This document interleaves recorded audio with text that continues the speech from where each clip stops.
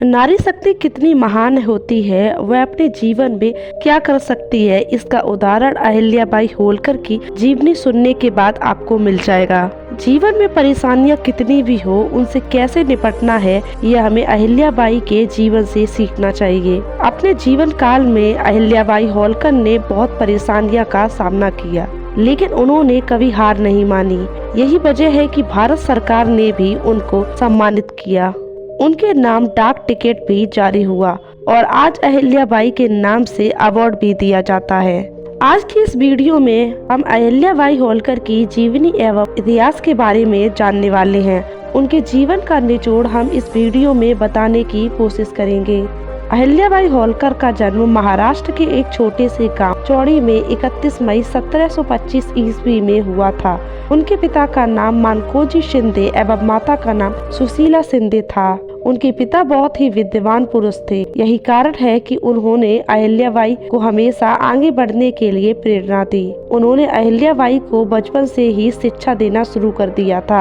आपको जानकर हैरानी होगी कि उस समय महिलाओं को शिक्षा नहीं दी जाती थी, लेकिन अहिल्याबाई के पिता ने अपनी बेटी को शिक्षा भी दी और अच्छे संस्कार भी दिए। घर में पली बड़ी अहिल्याबाई बचपन से ही दया भाव वाली थी। उनकी दया भाव और आकर्षक छवि ही उनके जीवन को इतना आकर्षक बनाती थी। अहिल्याबाई बचपन में बहुत चंचल और समझदार थी। ऐसे में उनकी शादी बचपन में ही खेडराव होलकर के साथ करवा दी गई। उनका विवाह उनकी चंचलता और उनके दया भाव के कारण ही होलकर के साथ हुई थी। कहते हैं कि एक बार राजा मल्हार राव होलकर पुणे जा रहे थे और उन्होंने चौड़ी गांव पे विश्राम किया। उस समय अहिल्याबाई गरीबों की मदद कर रही थी। उनका प्रेम और दया भाव देखकर मल्हार राव होलकर ने अपने बेटे के लिए अहिल्याबाई का हाथ मांगा था। उस समय अहिल्याबाई की उम्र महज 8 वर्ष थी। वह 8 वर्ष की आयु में मराठा की रानी बन गई थी। उनके पति उग्र स्वभाव के थे, लेकिन अहिल्याबाई ने उन्हें एक अच्छे योद्धा बनाने के लिए प्रेरित किया, क्योंकि उनके पति भी बहुत छोटे थे और उन्हें अपनी उम्र के अनुसार ज्ञान प्राप्त नहीं था, तो उनके विकास में भी अहिल्याबाई का अहम योगदान रहा। अहिल्याबाई की शादी के 10 साल बाद यानी 1745 में मालेराव के नाम के पुत्र को जन्म दिया। पुत्र के जन्म के 3 साल बाद यानी 1748 में उन्होंने एक पुत्री को जन्म दिया। अहिल्याबाई हमेशा अपने पति को राज्य कार्य में साथ दिया करती थी। अहिल्याबाई होलकर का जीवन काफी सुखमय व्यतीत हो रहा था, लेकिन 1754 में उनके पति का देहांत होने के कारण वो टूट गई थी। उनके गुजर जाने के बाद अहिल्याबाई ने संत बनने का विचार किया। जैसे ही उनके इस फैसले का पता मल्हार राव यानी उनके ससुर को चला, तो उन्होंने अहिल्याबाई अपना फैसला बदलने और अपने राज्य की दुहाई देकर उन्हें संत बनने से रोका। अपने ससुर की बात मानकर अहिल्याबाई ने फिर से अपने राज्य के प्रति सोचते हुए आगे बढ़ी, लेकिन उनकी परेशानियां और उनके दुख कम होने वाले नहीं थे। 1766 में उनके ससुर और 67 में उनके बेटे की मृत्यु हो गई। अपने पति, बेटे और ससुर को खोने के बाद अब अहिल्याबाई अकेली रह गई थी और राज्य का कार्यभार अब उनके ऊपर था। राज्य को एक विकसित राज्य बनाने के लिए उन्होंने बहुत प्रयास किए। उनके जीवन में अनेक परेशानियां उस समय भी उनका इंतजार कर रही थी।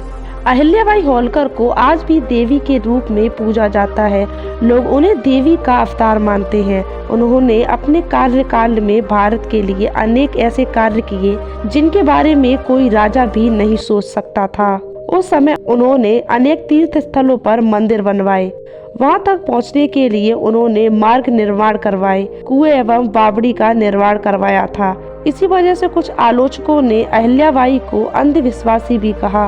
अहिल्याबाई जब शासन में आई, उस समय राजाओं द्वारा प्रजा पर अनेक अत्याचार हुआ करते थे। गरीबों को अन्न के लिए तरसाया जाता था और भूखे प्यासे रखकर उनसे काम करवाया जाता था। उस समय अहिल्याबाई ने गरीबों को अन्न देने की योजना बनाई और वह सफल भी हुई, लेकिन कुछ क्रूर राजाओं ने इसका विरोध किया। अहिल्याबाई को लोग माता की छवि मानते थे और उनके जीवन काल में ही उन्हें देवी के रूप में पूजने लगे थे।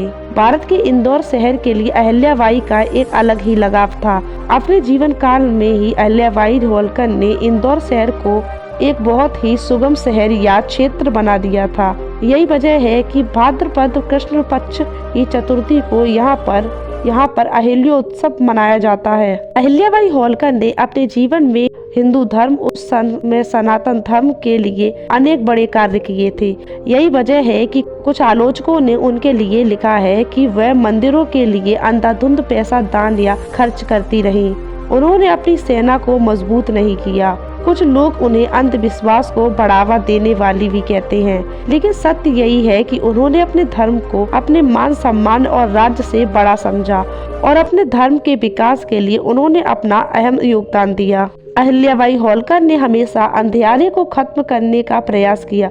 उन्होंने अपने जीवन को दूसरों की भलाई के लिए समर्पित कर दिया था। एक समय था जब उन्होंने पति की मृत्यु के बाद सब कुछ त्यागने का मन बना लिया था, लेकिन उसके बाद उन्होंने अपने राज्य एवं धर्म के लिए सब कुछ न्योछावर कर दिया था। अहिल्याबाई होलकर जब 70 वर्ष की हुई तो उनकी अचानक तबीयत बिगड़ गई और इंदौर में उनकी 13 अगस्त 1795 में उनकी मृत्यु हो गई। उनकी मृत्यु के बाद आज भी उन्हें अपने अच्छे कार्यों के कारण माता के रूप में पूजा जाता है। उन्हें देवी का अवतार कहा जाता है। अहिल्याबाई होलकर के सेनापतियों में सबसे प्रमुख तुकोजी राव होलकर थे, जो रानी के रिश्तेदार भी थे।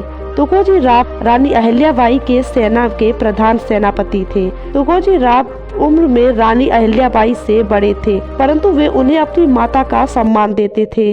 परंतु वे उन्हें अपनी मां के समान मानते थे और रानी भी उन्हें अपने पुत्र का स्थान देती थी।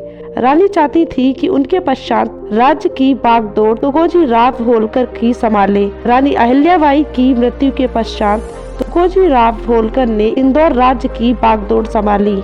रानी अहिल्याबाई द्वारा जनता और धर्म के लिए किए गए कार्यों के कारण आज भी लोग उन्हें सम्मान देते हैं। रानी की याद में कई स्थानों पर उनकी मूर्तियां लगवाई गयी। महत्वपूर्ण इमारतें और कार्यालयों के नाम उनके नाम पर रखे गए। इंदौर विश्वविद्यालय का नाम उनके नाम पर रखा गया है। इंदौर अंतर्राष्ट्रीय एयरपोर्ट का नाम रानी अहिल्याबाई होलकर रखा गया है। भारत सरकार ने रानी अहिल्याबाई को सम्मान देते हुए उनकी याद में 25 अगस्त 1996 को एक डाक टिकट जारी किया। इंदौर में उनके नाम पर पुरस्कार स्थापित किए। रानी अहिल्याबाई द्वारा प्रजा की भलाई के लिए किए गए कार्यों के कारण वे सदा सदा के लिए लोगों के दिलों में अमर हो गयी।